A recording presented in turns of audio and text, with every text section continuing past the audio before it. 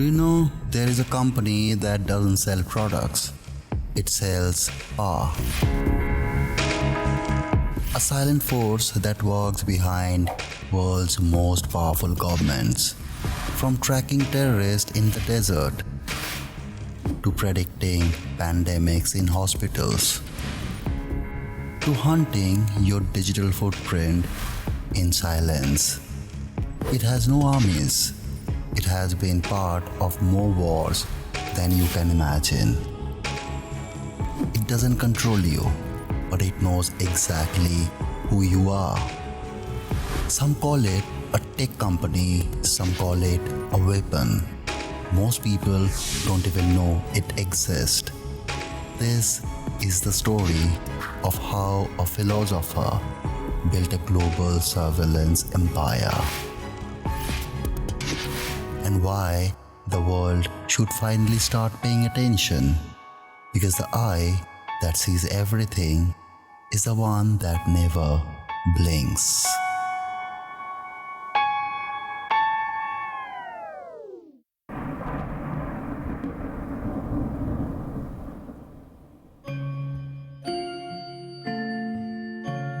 Every war has a battlefield, but in today's world, the battlefield is data. Every text you send, every flight you take, every location you visit leaves behind a trail.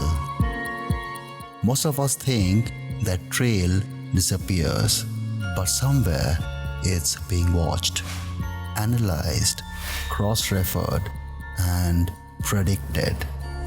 Not by your government, not by a hacker, but by a company you have probably never heard of. Palantir. It doesn't advertise, it doesn't sell to regular people. Instead, it works quietly behind the scenes with the CIA, FBI, NSA, Pentagon, MI5, ICE, NATO, helping them connect dots, hunt threats, track you.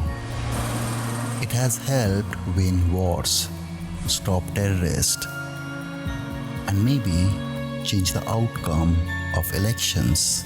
And yet, Palantir isn't a government agency. It's a private company, answerable to no one but itself. And here is the man behind Palantir. No suits, no polished speeches, and the deep mistrust of Silicon Valley. His name is Alex Karp, a philosopher, a loner, and the CEO of the world's most powerful surveillance company. Let's uncover who is Alex Karp, what is Palantir truly capable of, and what happens when a company can see the entire world, but the world can't see it.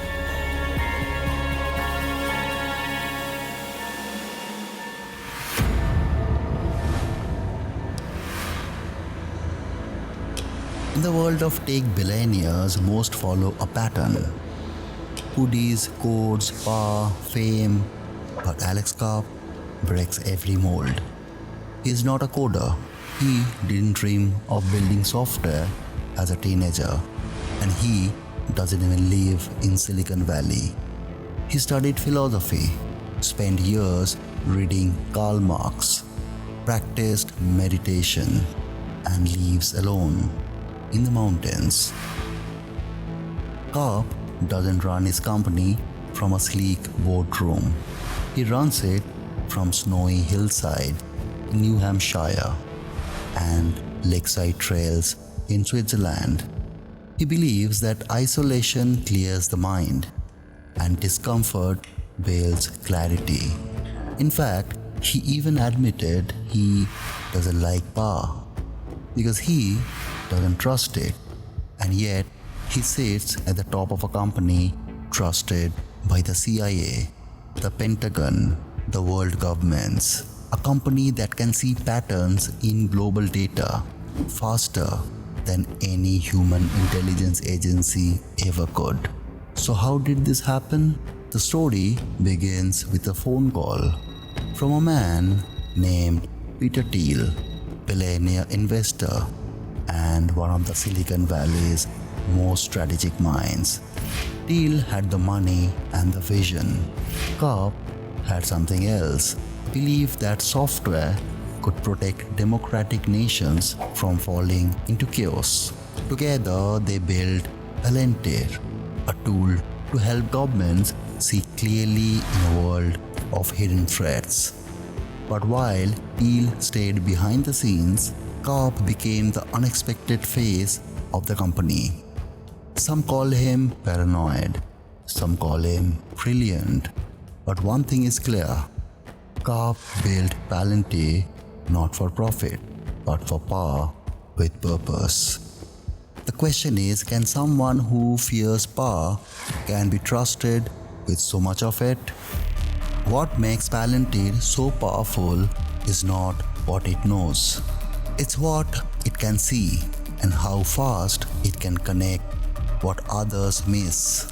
At the heart of it are two tools, Gotham and Foundry. Gotham is a tool of war, built for soldiers, spies, and surveillance. It can take thousands of data points, phone calls, CCTV footage, travel logs, financial records, and link them all in seconds. It doesn't just find one suspect, it builds entire network. Who talks to whom, who moves with whom, and who disappears right before something explodes. Foundry is its civilian twin, used by hospitals, banks, airlines, governments. During the pandemic, it was Foundry that tracked hospital beds, ventilators, as cases spike across the US. In a crisis, Foundry doesn't panic, it calculates. Palantir software doesn't just collect data, it turns chaos into patterns, and those patterns into predictions. Soldiers use it to predict where bombs will be placed. Governments use it to monitor potential threats inside and outside their borders. But here is a truth no one likes to say out loud. The same system that can find terrorists can also find activists or dissidents or anyone a government decides is a risk. As Karp says, Palantir is a tool, a sword, and like any sword, it depends on who holds it. But you know what? In the wrong hands, clarity can be dangerous.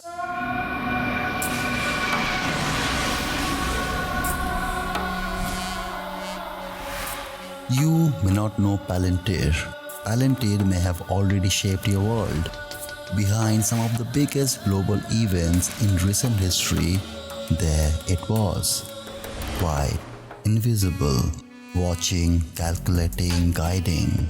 In Afghanistan, US soldiers were being ambushed by roadside bombs. Again and again. The enemy was moving in the shadows. Then Palantir was brought in. Its system analyzed patrol routes, attack timings, even weather patterns, and predicted when and where bombs were likely to be planted.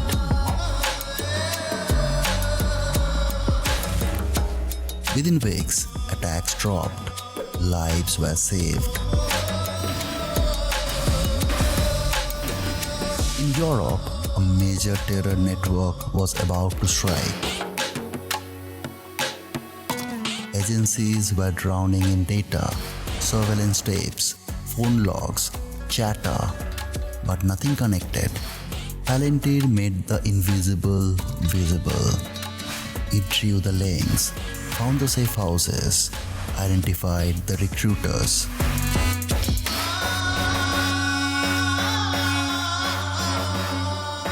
The plot was stopped just days before it could turn deadly. Even in Ukraine, during the war with Russia, Palantir offered tools to process satellite images, track troop movements, and analyze Russian misinformation. Some say it turned Ukraine's data chaos into a war advantage. These are just the stories we know, the one that made it to the surface. But for every operation that's public, there are dozens buried in silence. That's why it's trusted, not for how it looks, but for what it sees. For every government that celebrates Palantir, there is a human rights group that fears it. Because if a system can track terrorists, it can also track journalists or protesters or people who simply ask too many questions. Critics said, this isn't just software, this is a weapon in the hands of politics. And what about privacy? Palantir claims it protects individual rights and builds safeguards. But in a world where data is everywhere, what does privacy even mean? Technology doesn't choose sides, but people do. And when the line between safety and control becomes invisible, who will protect us from the watchers? The world is changing faster than we can see.